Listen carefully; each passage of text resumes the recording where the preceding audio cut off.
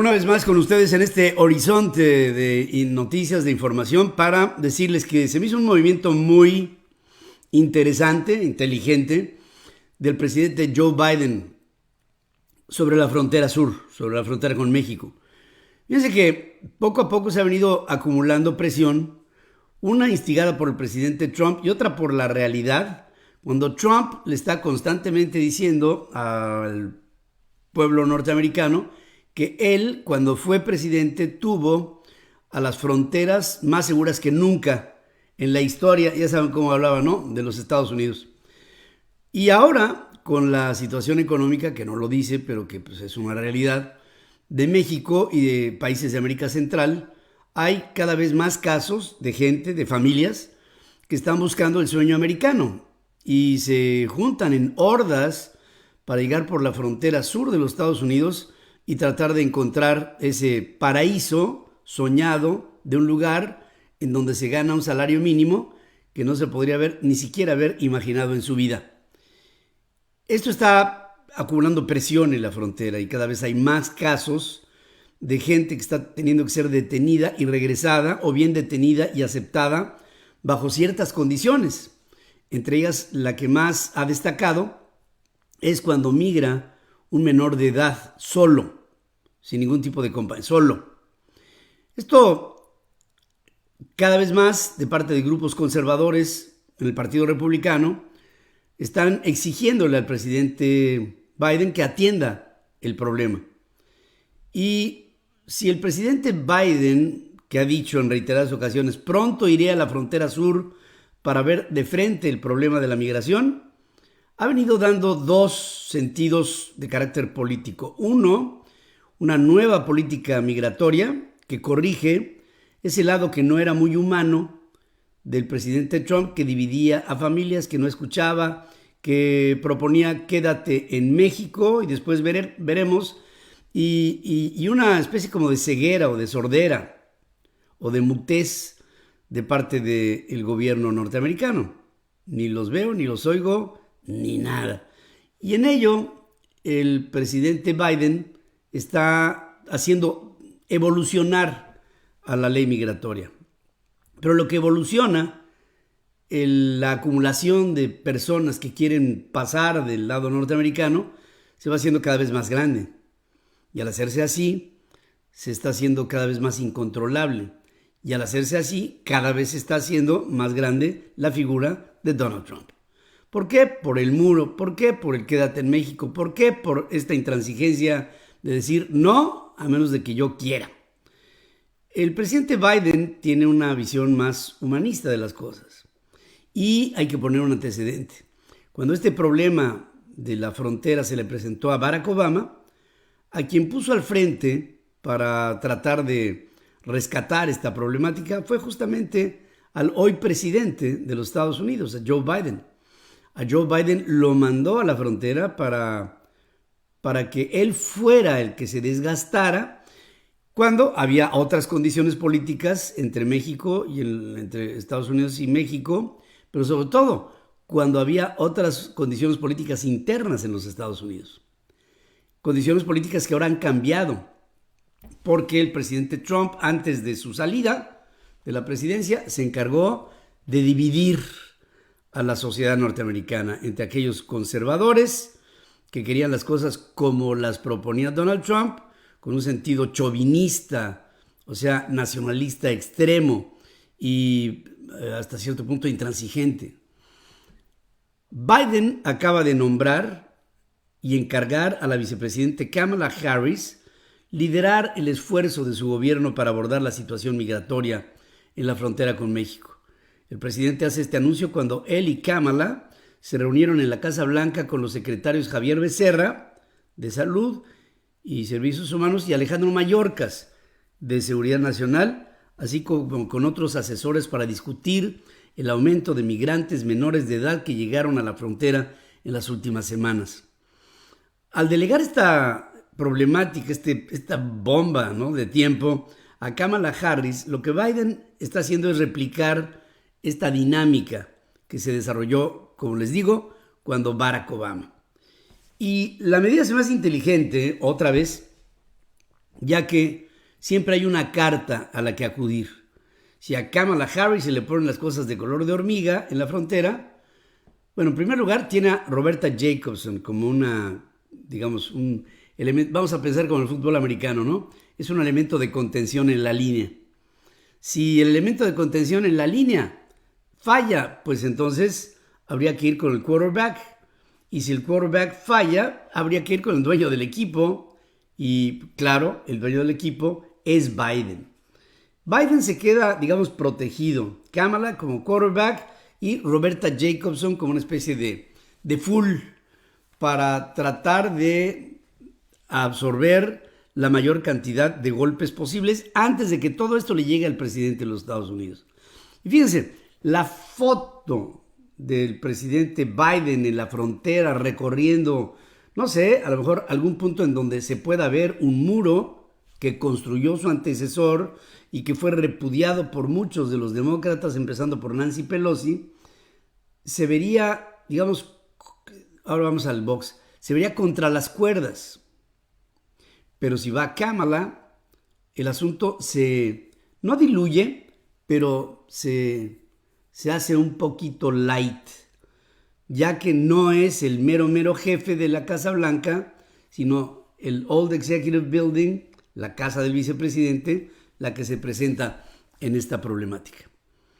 Francamente, me pareció bien, porque los republicanos, algunos de ellos, los extremos seguidores de Donald Trump, ya se estaban frotando las manos para ver a Joe Biden en la frontera y luego crucificarlo. Pienso que esto ya no se dio. El presidente Biden se está dedicando a otro tipo de cosas. Por ejemplo, el día de ayer, junto con la primera dama Jill, se reunieron con dos mujeres, ambas seleccionadas del equipo de fútbol, soccer femenil de los Estados Unidos. Y ahí estas jugadoras, Margaret Pierce y Megan Rapinoe, lo que hicieron fue protestar con la presencia en la Casa Blanca sobre la diferencia por género de lo que son los salarios en los equipos de fútbol. Entendemos que no es lo mismo, porque no lo ha sido, que se siga a un partido de fútbol de la selección de los Estados Unidos a nivel profesional en la rama varonil que en la femenil. Hay, vamos a pensarlo así, más público para la rama varonil y por lo mismo hay más salario. Nada más que estas dos mujeres, Pierce y Rapinoe, lo que dicen es cómo es posible que si tenemos un desempeño igual, con resultados iguales o mejores, tengamos salarios que son peores. Y ahí creo que Megan Rapinoe lo dice perfectamente. Yo también soy un atleta profesional y he luchado junto con los miembros de mi equipo de fútbol para hacer un trabajo que sirva para enaltecer a los Estados Unidos. Y por lo mismo tenemos un resultado que es digno de aplaudirse. Pero a todo esto, Biden felicita a Rapinoe, felicita a Pierce y les dice que son una fuente de inspiración para que la mujer ocupe su lugar en medio de la sociedad productiva y de la familia. Y hablando de mujeres, les quiero decir que Rachel Levine, nominada por Joe Biden como subsecretaria de Salud, se convirtió en la primera persona transgénero en haber sido confirmada en una posición federal de este alto rango ante el Senado norteamericano. Levine fue refrendada por 52 votos en contra de 48, o sea, cerca la bala. Todos los republicanos votaron en contra, menos 2. Y los demócratas todos votaron a favor, más los independientes. Esto le dio a Rachel Levine su pase al gabinete presidencial. Esta pediatra de profesión ya había estado al frente de la salud en Pensilvania, no como subse, sino como secretaria. Y ahora como subsecretaria, Rachel Levine le tendrá que reportar a Javier Becerra, este hombre que estaba al frente de la salud en California y que ahora se convierte en el secretario de salud del gabinete del presidente Biden. Es un trabajo interesante, por supuesto, y retador ahora más en el marco de la pandemia, pero el hecho de que sea un miembro de la comunidad transgénero le da un twist, como en los cócteles de los martinis, un twist particular que obviamente satisface a la comunidad lésbico, gay, transexual, transgénero, etcétera, etcétera, etcétera. Pese a los confinamientos por la pandemia, por el COVID en el 2020, fue el año con más muertes en los Estados Unidos por violencia armada en al menos 2 décadas, según The Gun Violence Archive. Los recientes ataques armados en Atlanta y en Colorado y en Boulder revivieron los titulares de la prensa de los Estados Unidos por la violencia armada, así como por la disputa política en torno al control de las armas o bien la aplicación cabal del Second Amendment, que lo que propone es libertad para que todos tengan el derecho a defenderse, Hasta ahí la cita. El presidente Biden dice: esta es nuestra gran oportunidad para prohibir la venta de armas de asalto, así como los cartuchos cargadores de armas automáticas y semiautomáticas.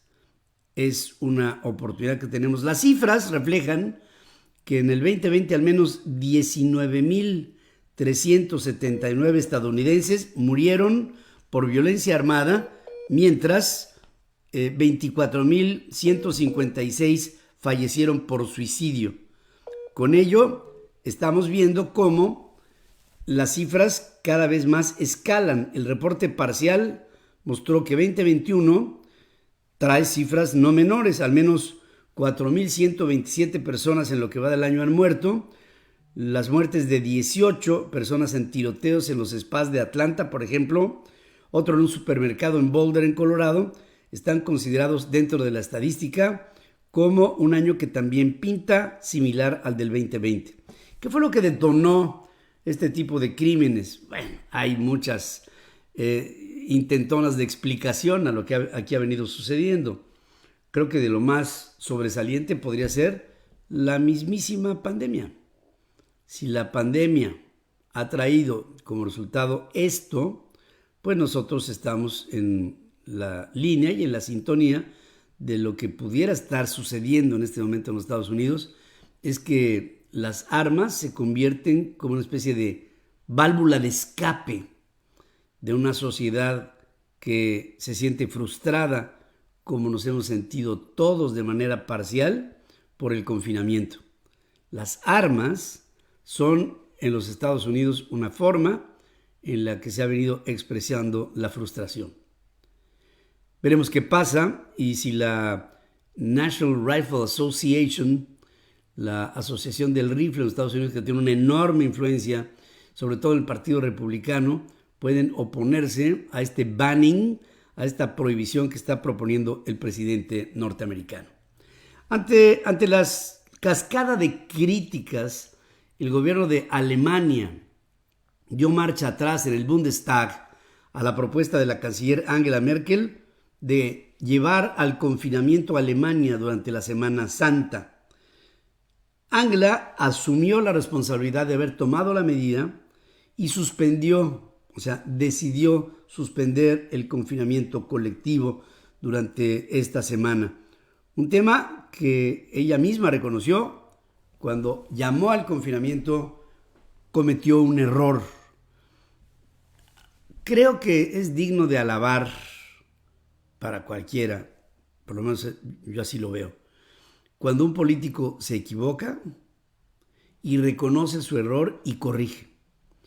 Porque nadie somos perfectos. Y yo estoy seguro que si Angela Merkel quiso llamar a un confinamiento en la Semana Santa, pues no habrá sido por perversa. Habrá sido porque quería, primero que nada, salvaguardar la salud de las familias alemanas. El hecho de que hubiera llamado a un confinamiento era una medida de precaución, porque se llegó a pensar en la Semana Santa, vacaciones, relajamiento, viajes, playa, traje de baño, convivencia, fiesta, pachanga. chelas, hartas cervezas y salchichas, pues todo esto, claro que es lo que quiere no solamente los alemanes, sino todo el mundo. Angela Merkel dijo no, pero una voz interior, que me imagino que habrá sido de su importante equipo de asesores científicos, le habrán dicho: Angela, no. Contesta: la idea de un confinamiento colectivo para la Semana Santa tenía las mejores intenciones, lo que les digo, porque debemos con urgencia frenar e incluso revertir la tercera ola de la pandemia, asegura Angela. Sin embargo, la idea fue un error. Había buenas razones para ello, pero no había la manera de implementarla eficazmente en estos momentos. Este error es un error totalmente mío. Me encantan los políticos que asumen su responsabilidad de estar al frente y de por estar al frente se llevan un desgaste. Angela Merkel, como nadie, ha sabido asimilar ese desgaste. La compañía farmacéutica rusa R-Pharm planea producir la vacuna en contra del COVID Sputnik V en Baviera, en Alemania. Al principio había habido una información que decía que esta vacuna Sputnik V será producida en Francia. Después vino una nota negativa de Francia. Y ahora, sin que hubiéramos visto esa jugada, aparece la bolita y aparece en otro lado, aparece en Alemania. Y en Baviera se producirá la Sputnik. ¿Por qué es controversial este asunto? Bueno, porque hay una liga comercial importante entre Alemania y Rusia. De hecho, hay una idea de hacer un oleoducto que una a las dos naciones, que ya desde la Casa Blanca había sido observado como "That's not a good idea". Esta no es una buena idea para nadie, dice Washington, dice Joe Biden. El hecho de que la Sputnik V se haga en Alemania, pues estamos esperando la reacción. Y la reacción no sería ni del Bundestag ni del Kremlin, sino, por si acaso, del Capitolio norteamericano o de la mismísima Casa Blanca. Mientras, Sujit Kumar Singh, director del Centro Nacional para el Control de Enfermedades en la India, corroboró que se detectó una nueva variante doble mutante del coronavirus, con 206 muestras tomadas en el estado occidental de Maharashtra y 9 muestras recogidas en Nueva Delhi. Doble mutación implica, entre otras cosas, un problema. Y este estaría fincado en que probablemente entonces la vacuna como tal, lo que hoy se está dispersando en el mundo, ya no tendría un efecto inhibidor de lo que podrían ser una enfermedad terminal. Si esta doble mutación nos lleva a síntomas mayores, no obstante la vacuna, estamos metidos en un problema. O sea, éramos muchos y parió la abuela. La lenta distribución de las vacunas en contra del COVID en la mayoría de los países de Europa y el avance de los contagios va a hacer más lento el consumo en los hogares en los 2 primeros trimestres de este 2021. Esto lo alerta la calificadora Moody's. Subraya que el consumo no se recuperará de manera consistente hasta que las inmunizaciones se hayan extendido ampliamente en toda la región. Mientras el Papa Francisco recortó, y esto es un escándalo en la curia romana, recortó los salarios a los cardenales y a los sacerdotes por el impacto negativo al COVID, según informó la oficina de la Stampa Vaticana, la oficina de prensa del Vaticano. Y con este recorte, en algunos casos hasta la mitad, en la curia, la alta curia romana, está trayendo como resultado una serie de reacciones que todas son muy discretas, porque finalmente acabó siendo una decisión papal y el Papa no se equivoca. Corea del Sur acaba de reportar el lanzamiento de un misil en Corea del Norte que llegó hasta las aguas del este en su territorio. El Estado Mayor Conjunto de Corea del Sur no proporciona más detalles sobre este lanzamiento, que se produjo un día después de que funcionarios de los Estados Unidos y de Corea del Sur habían dicho que Corea del Norte disparaba armas de corto alcance, supuestamente como misiles crucero, hacia el mar occidental durante el fin de semana. El Ministerio de la Defensa del Japón señaló que el proyectil no cayó en su territorio. Obviamente, pues esto por lo menos pone a Japón de lado, que es importante porque Estados Unidos está así en el área.